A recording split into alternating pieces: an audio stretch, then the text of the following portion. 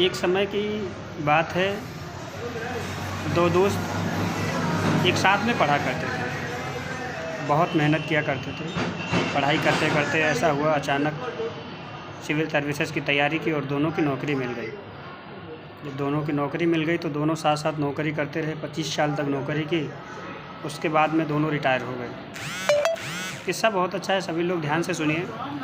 और एक दिन एक उनका मित्र था जो तो रूम में लाइट और पंखे के बटन स्विच ऑफ़ करना भूल गए। रास्ते में 3 किलोमीटर वो लोग पैदल चले आए। पैदल आने के बाद में तो उन्होंने अपने दोस्त से बोला, यार लाइट और फ़ैन जो है स्विच ऑफ़ करना भूल गए हम।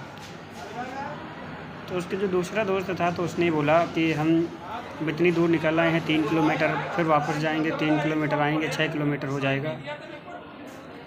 तो धीरे धीरे फिर दूसरा दोस्त जो था वो फिर चला गया और समय गुजरता गया। दोनों रिटायरमेंट हो गए, पैसा खूब मिला।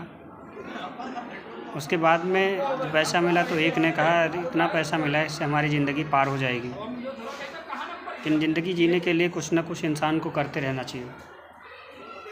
तो उसने जब बोला कि ज़िंदगी हमारी इससे गुजर जाएगी, तो दूसरा दोस्त था तो उसने जो है अपना पैसा किसी बिजनेस में इन्वेस्ट किया और बिजनेस जो है उसका ऊंचाइयां छूता गया।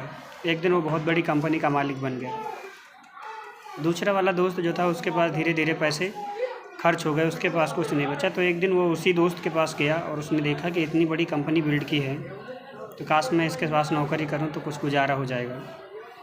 तो दोस्त ने बोला कि भाई तू इतना प्रोग्रेस कैसे कर गया? तो उसने बताया कि भाई तू काम के लिए आया दोस्त, तू काम कर मेरे साथ, हम दोनों भाई मिलकर के काम करेंगे। ये सब बातें क्यों पूछ रहा है? तो बार बार उसके पूछने पर तो उसने बताया, एक दिन एक किस्सा याद है, लाइट जो है पंख फैन का स्विच ऑफ करना भूल गए थे। मैं कल भी मालिक था और आज भी मालिक था। कल मैं सिविल सर्विसेज काम करता था, पब्लिक की हिफाजत के लिए मैं नौकरी कर रहा था और आज अपने लिए काम कर रहा हूँ। मैं 3 किलोमीटर पैदल दौड़ के गया था और पैदल फिर वापस आया था 3 किलोमीटर। मैं कल भी मालिक था और आज भी मालिक हूँ। इसे समझ में आता है, कोई काम करो ईमानदारी से करो। जब ईमानदारी से करोगे तो आप ज़रूर सफल होंगे। लेकिन किसी काम को जो है कंटिन्यू करते रहिए, हमारा बस यही ध्येय है।